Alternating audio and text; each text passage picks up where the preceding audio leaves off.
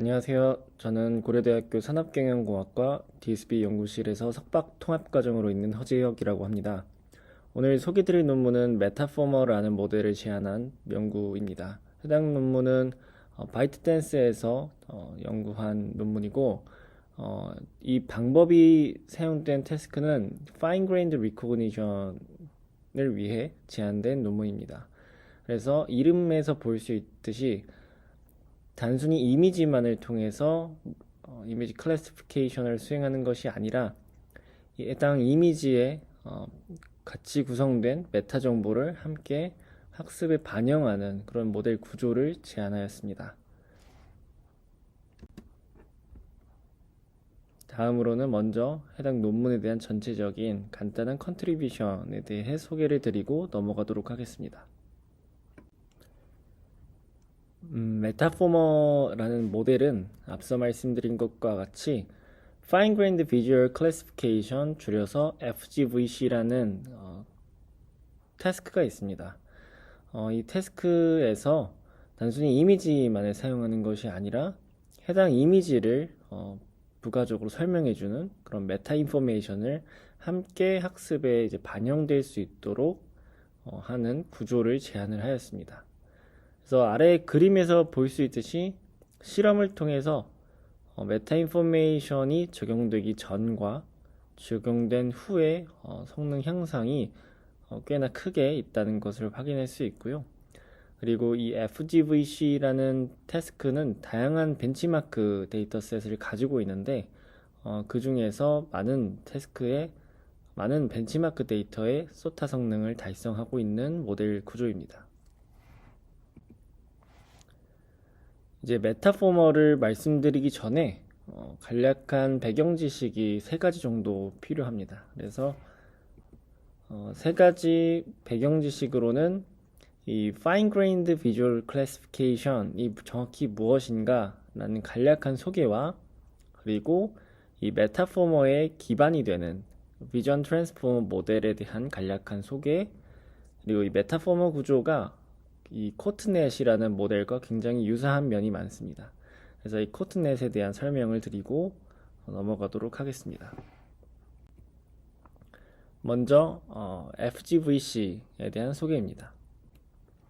이 Fine Grained Visual Classification은 CVPR 2011년에 이제 거기서부터 챌린지로 이제 시작을 해서 거의 최근에는 매년 워크샵으로 열리고 있습니다.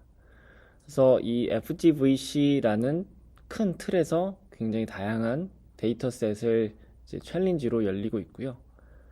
그 다음에 저희가 일반적으로 알고 있는 이미지 클래시피케이션에 사용되는 벤치마크들이 몇 가지가 있습니다. 대표적으로 이미지넷도 있고 사이파 10, 사이파 100, 그리고 SVHN 등등이 있죠. 그렇다면 이 데이터들과 이 FGCV의 벤치마크 차이점이 어떤 것이 있나를 이제 말씀드리려고 합니다. 간략하게 소개드리면 동일한 범주 내에 서로 다른 종류에 대해서 분류하는 태스크다라고 볼 수가 있는데요.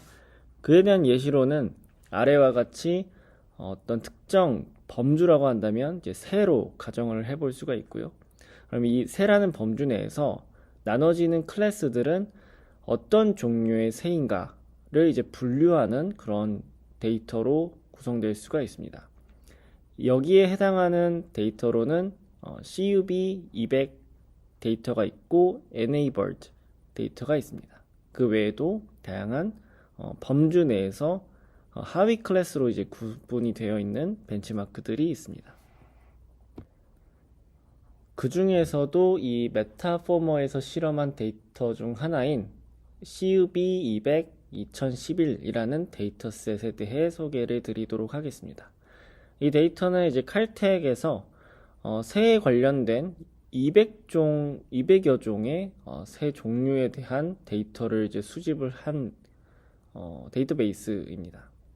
그래서 아래와 같이 새에 대해서 이 새가 어떤 파트로 이제 구성이 되어 있는지 크게 15개로 구분을 한 것을 볼 수가 있고, 이 각 부위마다 이 속성들을 가지고 있습니다. 그래서 총 28개의 어트리뷰션 그룹을 가지고 있고 각 어트리뷰션마다 이 바이너리로 구성된 어트리뷰션을 총 312개 가지고 있습니다.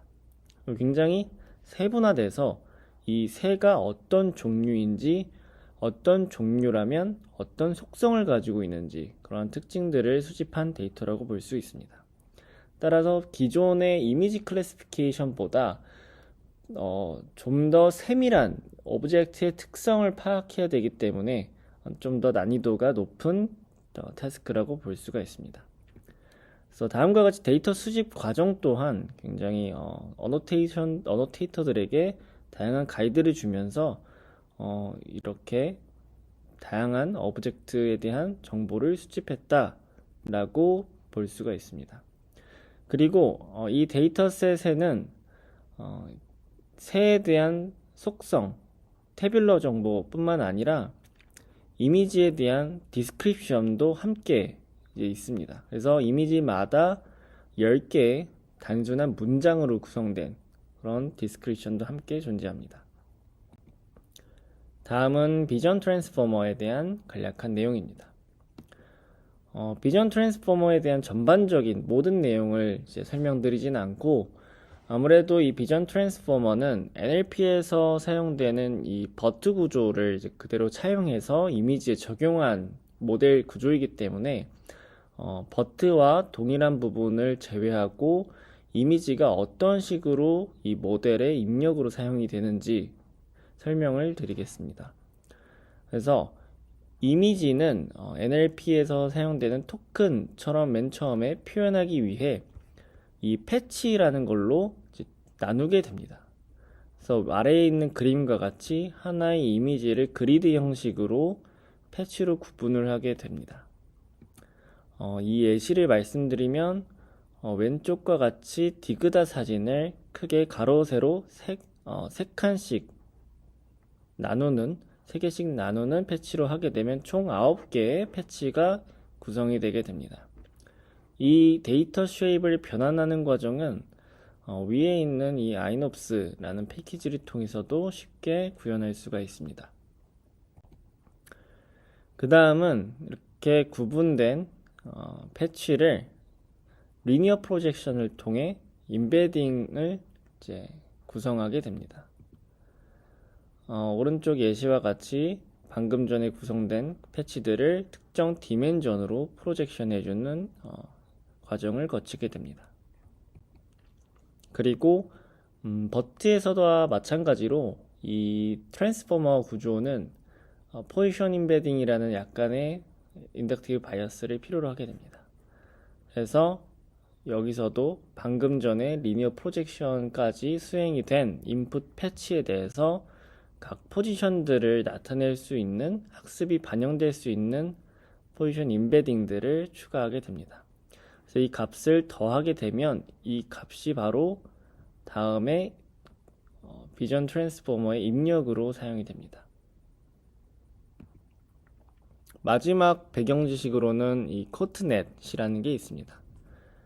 이 코트넷은 앞선 VRT가 제한되고 나서 다양한 CNN과 트랜스포머 각각의 어떤 장단점을 비교하는 논문들이 굉장히 많이 나왔는데요.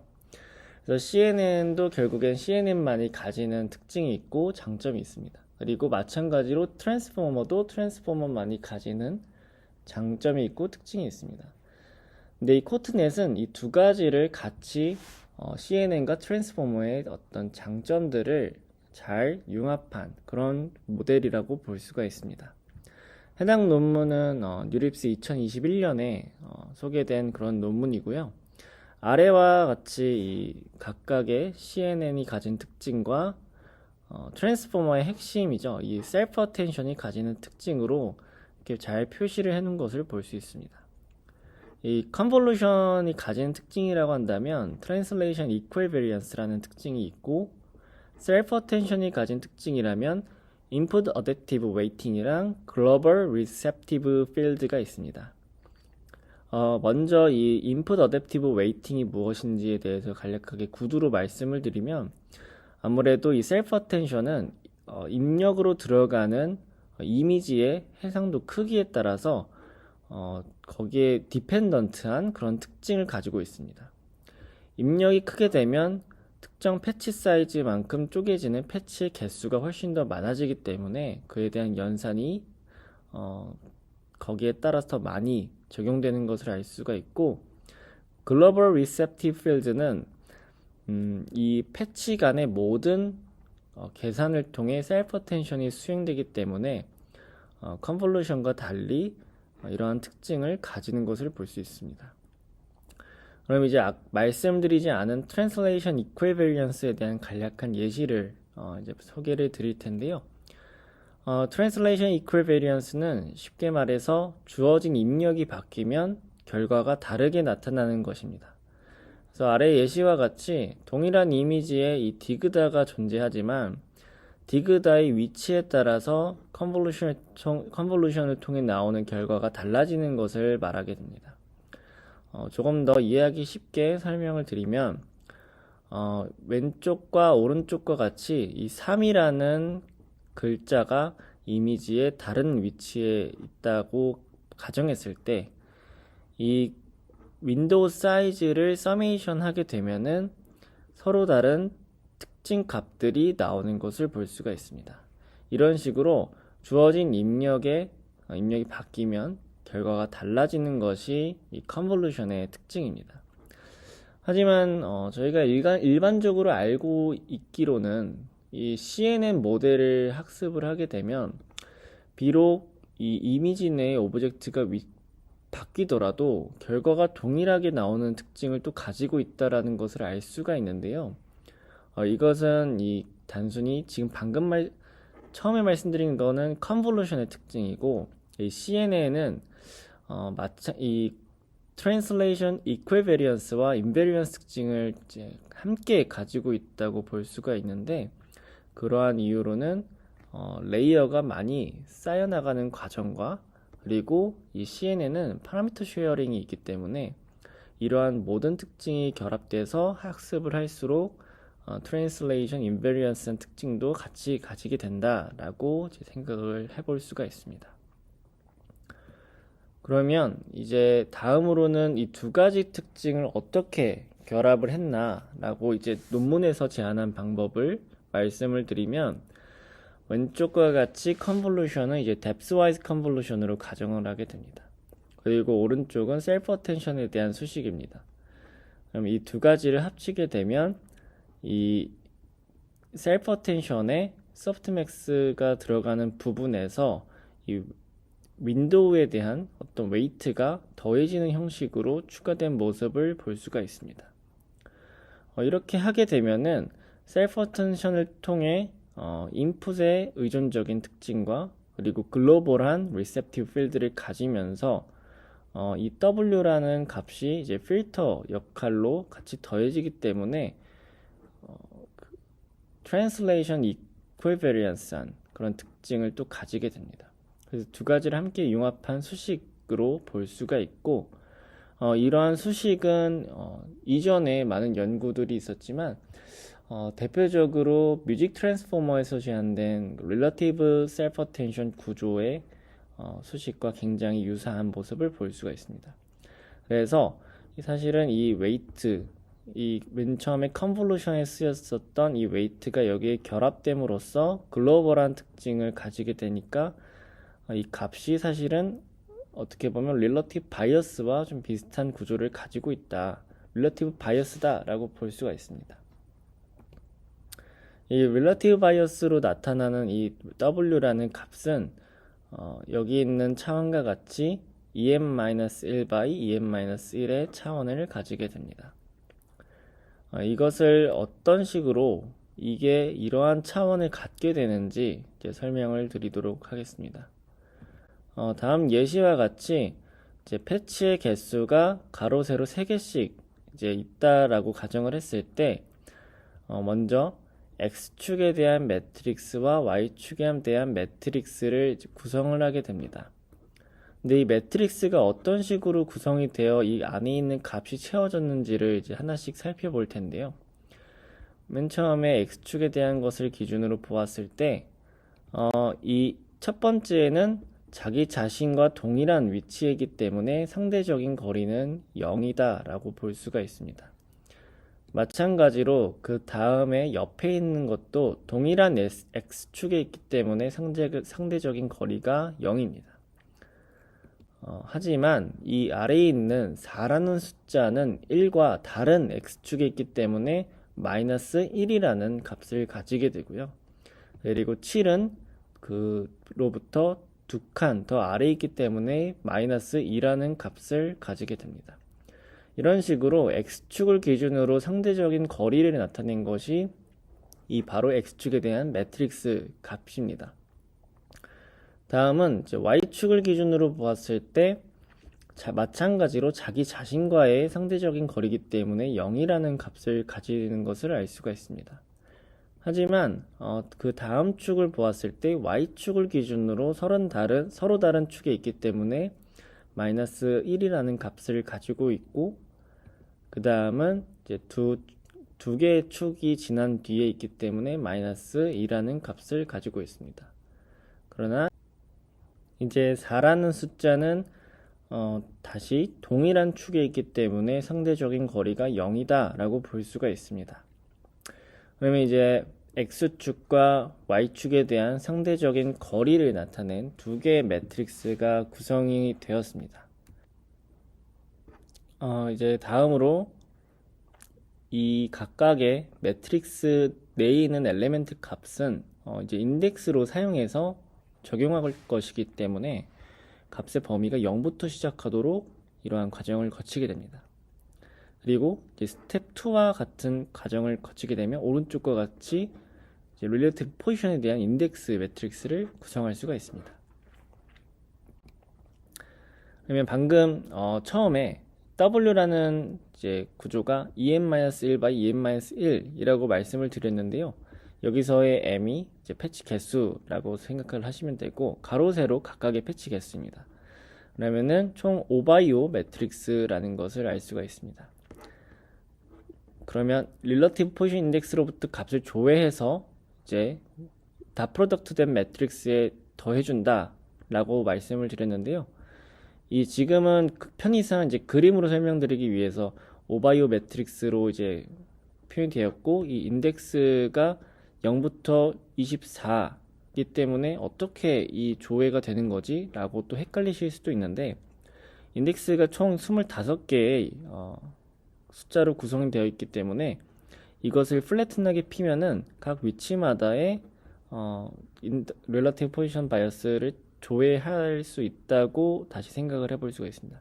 그래서 그 위치를, 이 인덱스를 조회해서 여기다 더해준다 라는 형식으로 생각을 해보시면 될 것 같습니다. 그럼 이제 코트넷 모델 구조에 대해서 말씀을 드릴 텐데요. 코트넷 모델 구조는 이 스템 스테이지를 제외하고 4가지 스테이지로 구성이 되어 있습니다.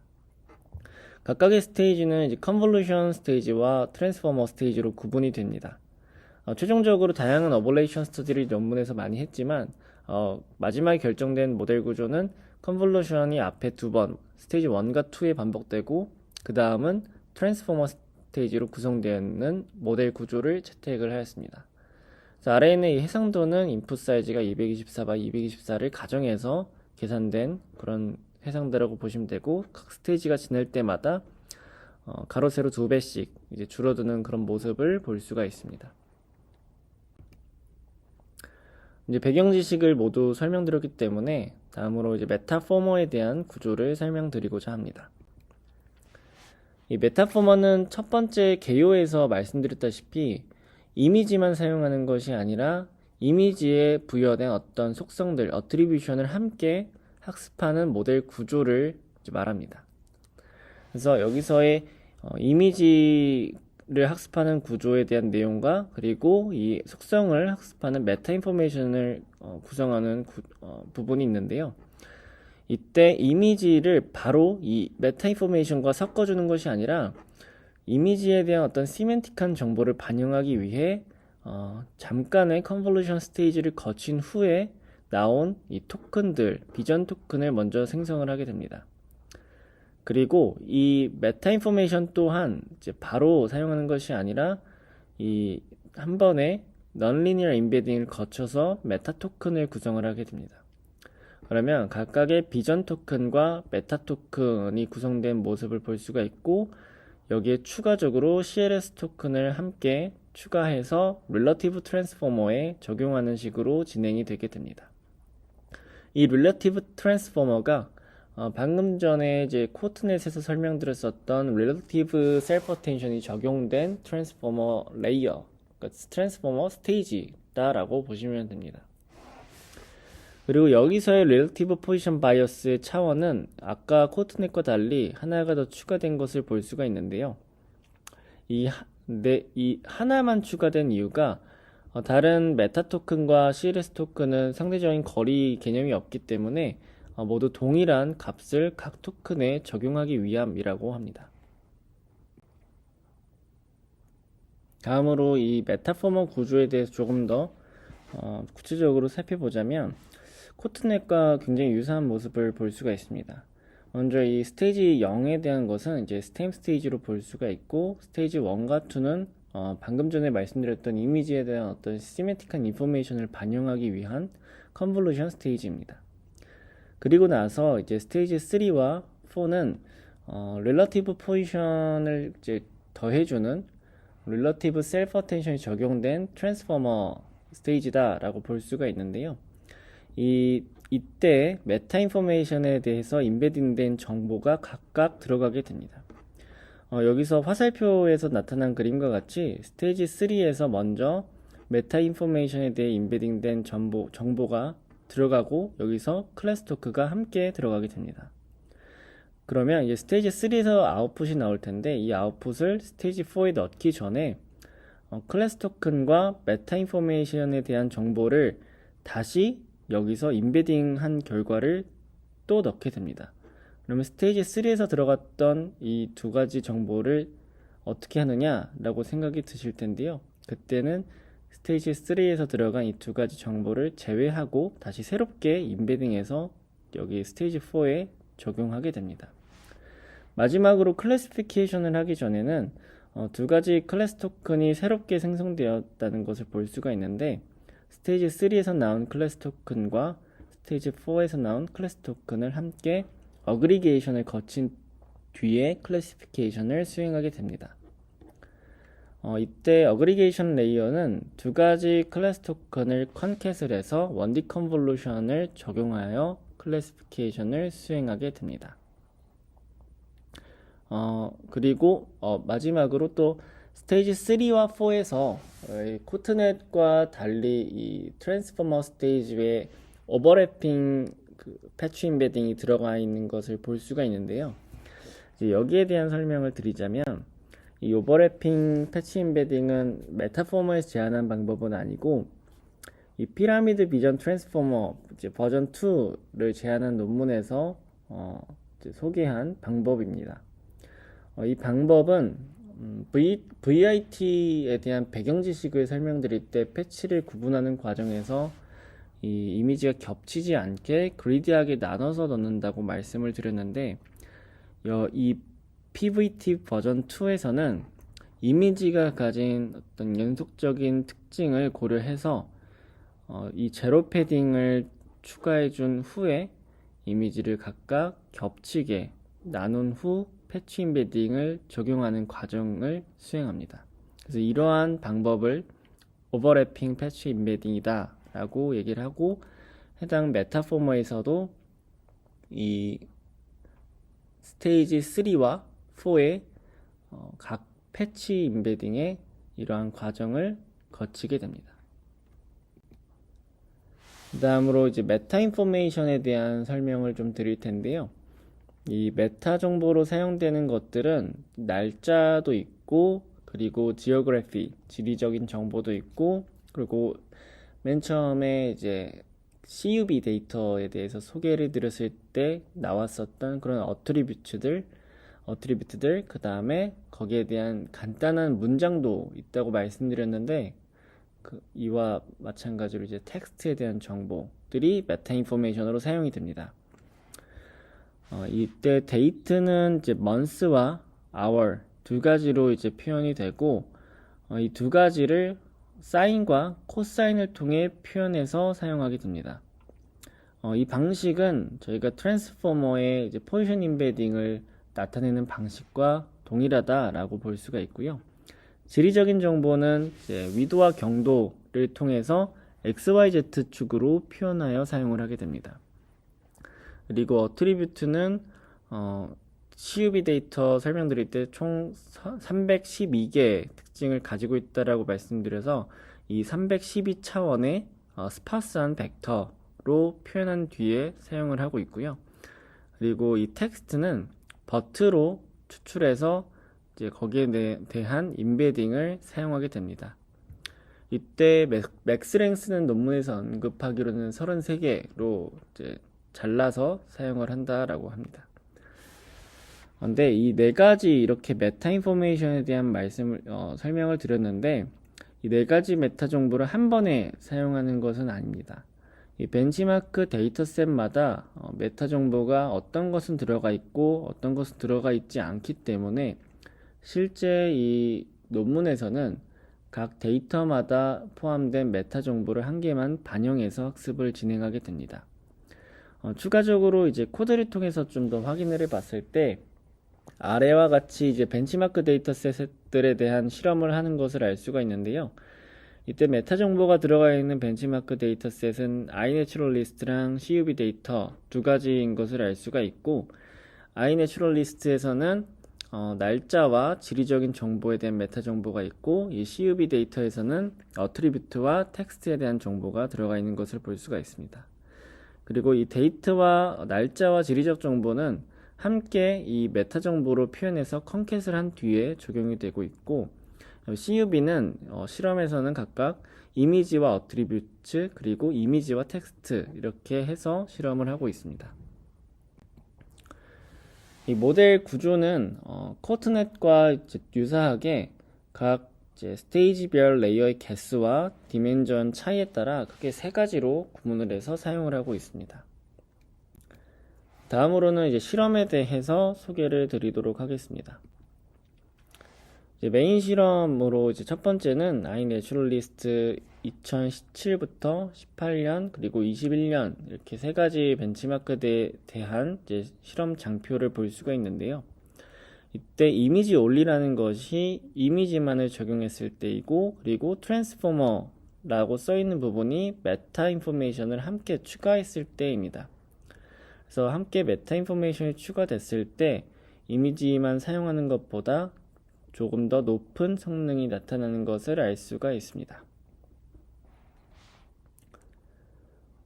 다음으로 CUV 데이터에 대한 성능 또한 이 텍스트가 추가되었을 때 그리고 어트리뷰트가 추가되었을 때 두 가지가 모두 메타 인포메이션에 도움이 있다는 것을 확인할 수가 있습니다. 또 하지만 이 개인적으로 좀 이 실험 장표를 보았을 때 베이스라인으로 사용된 모델들이 상대적으로 좀 작고, 그리고 비교적 최근에 많이 사용되는 그런 백본 모델들에 비해 굉장히 작은 모델들이 사용이 되어서 이거를 비교하기가 조금, 당연히 이 메타포머 자체가 좀 더 높게 나올 수밖에 없지 않나 라는 생각도 조금은 들었습니다. 이제 다음으로 이제 시각화에 대한 결과를 이제 위주로 말씀을 드릴 텐데요. 먼저 이 시각화 결과는 학습된 내용에 대해 시각화한 결과는 아니고, 이러한 메타 인포메이션을 사용하는 것이 과연 도움이 될까라는 모티베이션에 대해서 이제 설명하는 그림입니다. 아래 그림에서 이 파란 색깔 산점도로 나타난 것은 실제 동물들의 서식지를 이제 지도에 표현한 그런 그림입니다. 그렇다면 이 이미지에 이 서식지에 살고 있는 이 오브젝트들을 이 서식지 위치로 이제 타겟을 잡고 모델을 학습시켰을 때 실제 잘 이렇게 예측한 결과가 반영되는 모습을 볼 수 있었다고 합니다. 그래서 이러한 결과를 통해 이러한 지리적인 분포가 실제 메타 인포메이션으로 학습에 같이 반영하게 되면 파인 그레인드에 대한 어떤 특징을 더 잘 반영할 수 있겠다라는 생각을 하고 적용했다라고 이제 얘기를 하고 있습니다. 그 다음은 실제 학습된 결과에 대해서 정성적으로 평가한 내용입니다. 오른쪽은 이제 이 이미지에 대해서 설명하는 센텐스이고요. 그리고 왼쪽은 이 이미지에 대한 오브젝트입니다.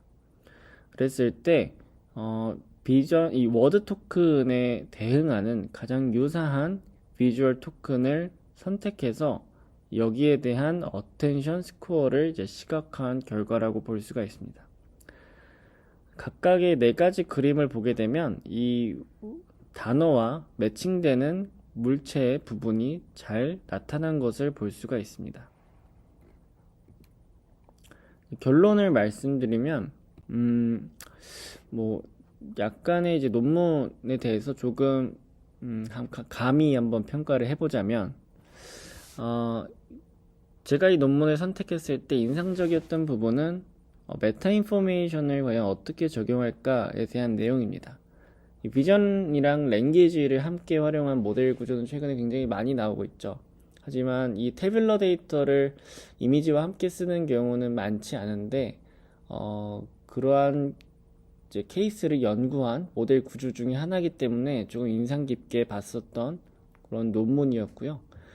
하지만 논문의 전체적인 이제 흐름과 이제 어떤 글 순서나 논리적인 전개 면에서 조금은 아쉬움이 있었던 논문이었습니다. 이제 전체적으로는 모델 구조 자체가 메타 인포메이션을 적용하는 부분을 제외하고 코드넷과 너무 유사한 내용이지 않았나라는 점도 있었고, 그리고 실험 장표를 통해서 알 수 있다시피 제가 논문에 있는 실험 장표를 대부분 가져온 것인데요. 모델에 대한 구조적인 어블레이션 스터디가 좀 부족하지 않았나라는 생각을 가지고 있습니다. 그리고 베이스라인 모델 또한 이제 최근에 많이 나온 파인 그레인드 클래시피케이션 모델이 없었기 때문에 그런 면들 조금 아쉬움으로 남았던 그런 연구였습니다. 지금까지 이제 긴 내용 들어주셔서 감사드리고요. 다음에 또 다른 좋은 논문으로 찾아뵙도록 하겠습니다. 궁금하신 점이 있으시다면 댓글로 남겨주시고 해당 논문에 대한 이제 내용과 코드가 이제 오피셜하게 공개가 되어 있기 때문에 관심이 있으신 분들은 이제 첫 장에 링크로 남겨놓은 곳을 함께 참고해서 살펴보셔도 좋을 듯합니다. 감사합니다.